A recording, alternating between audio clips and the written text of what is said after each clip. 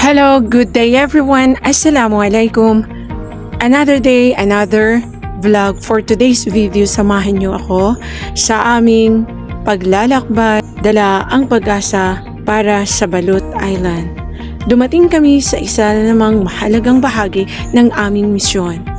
Sa unang tingin, tila simpleng pagbubuhat lamang ito ng mga kahon, sako ng bigas at mga relief goods mula sa pantalan or syudad, province hanggang sa isla. Habang tumatagal ang bawat minuto, mas lalo naming nararamdaman na hindi lamang ito mga gamit na aming dinadala.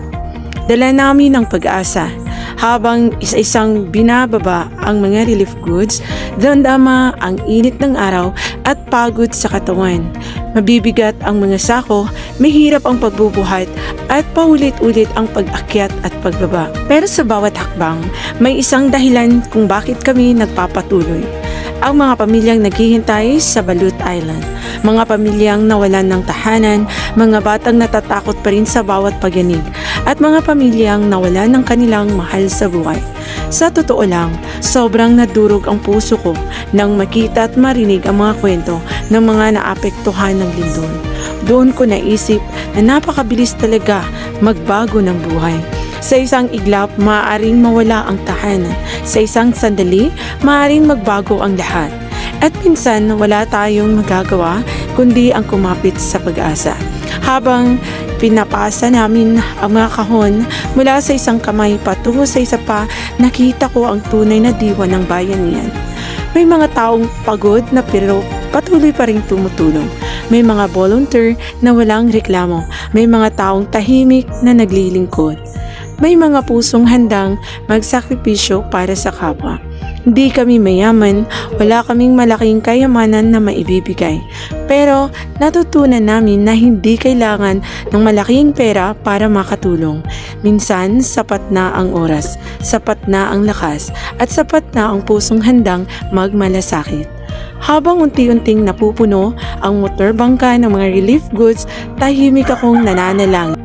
Ya Allah, sana makarating ng ligtas ang mga tulong na ito. Sana kahit paano ay maibsan ang kanilang nararamdaman. At sana maramdaman nilang hindi sila nag-iisa. Ang bawat sako ng bigas ay may kasamang pag-asa. Ang bawat relief pack ay may kasamang pagmamahal. At ang bawat volunteer ay simbolo ng pagkakaisa. Pagod man ang aming mga katawan, magaan naman ang aming mga puso. Dahil alam namin may mga pamilyang makikinabang, may mga batang mapapangiti, at may mga taong muling magkakaroon ng pag-asa. Sa gitna ng trahedya, nakita namin na buhay pa rin ang kabutihan, buhay pa rin ang bayanihan, at buhay pa rin ang malasakit sa kapwa. Sa lahat ng volunteers, donors at mga taong nagdasal para sa Balut Island, maraming salamat. Ang paglalakbay na ito ay hindi lamang tungkol sa paghahatid ng relief goods. Ito ay kwento ng pagkakaisa, kwento ng pagmamahal, at kwento ng pag-asa.